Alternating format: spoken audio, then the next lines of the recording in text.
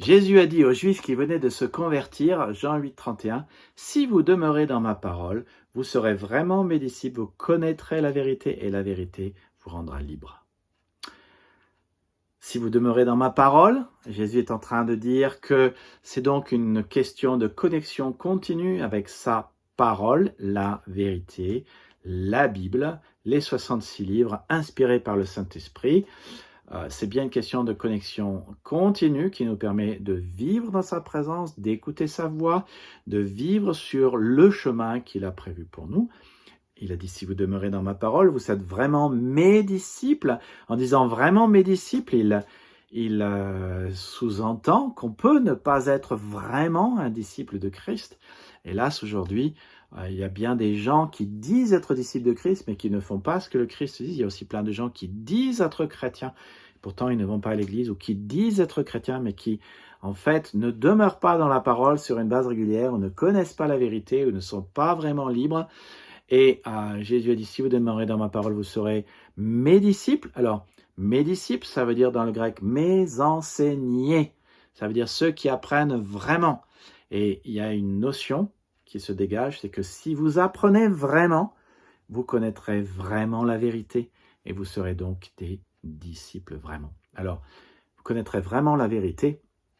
Il y a là un défi en soi, parce que quand vous allez dans une église, vous écoutez un message, vous revenez, 3 heures après, vous avez oublié 80% du message, et 3 jours après, vous avez oublié 95% du message, et en fait, on ne connaît pas vraiment la vérité. Pourquoi ?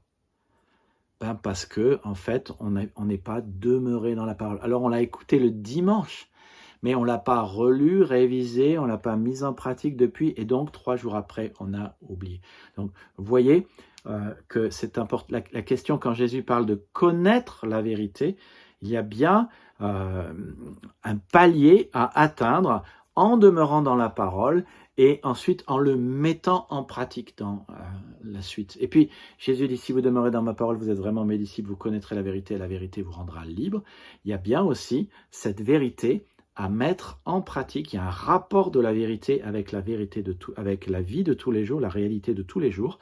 Et le texte suivant qui nous parle de liberté, c'est justement une question de liberté vis-à-vis du péché. Et Jésus dit clairement que celui qui pêche est esclave du péché. Alors, de quoi Jésus nous parle dans ce verset? Si on pouvait le résumer avec une expression, c'est assez simple.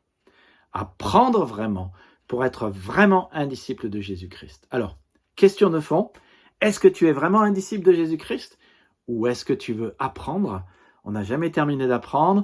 Moi, je suis un disciple de Jésus-Christ. Jésus m'enseigne constamment.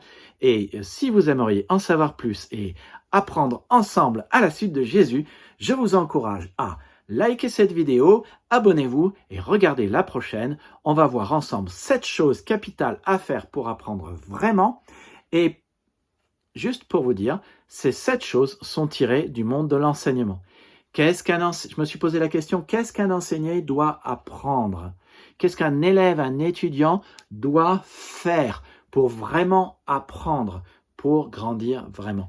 Et j'ai tiré 7 choses qu'on retrouve partout dans la parole de Dieu et qui se trouvent d'une certaine manière résumées dans ce que Dieu dit à Josué, dans Josué chapitre 1, versets 7 à 8, quand il dit « Fortifie-toi seulement ». Et bon courage en agissant fidèlement selon toute la loi que mon serviteur Moïse t'a prescrite. Ne t'en détourne ni à droite ni à gauche, afin de réussir dans tout ce que tu entreprendras. Que ce livre de la loi ne s'éloigne point de ta bouche, médite-le jour et nuit pour agir fidèlement selon tout ce qui est écrit, car c'est alors que tu auras du succès dans tes entreprises et que tu y réussiras. Note que ce qui compte pour Dieu, c'est d'agir fidèlement. Il y a donc une question de fidélité à une référence qui est la parole de Dieu, que si nous ne sommes pas fidèles à la référence et que nous n'agissons pas, nous n'aurons pas du succès. Mais si nous méditons jour et nuit, si nous le récitons, si c'est sur nos lèvres et que nous le disons jour et nuit, alors nous réussirons. C'est ce que je vous souhaite, de réussir, de mettre en pratique ce que dit la parole de Dieu. Si vous aimeriez en savoir plus, eh bien, abonnez-vous, likez et passez à la prochaine vidéo sur apprendre vraiment de Christ. Que Dieu vous bénisse et à bientôt.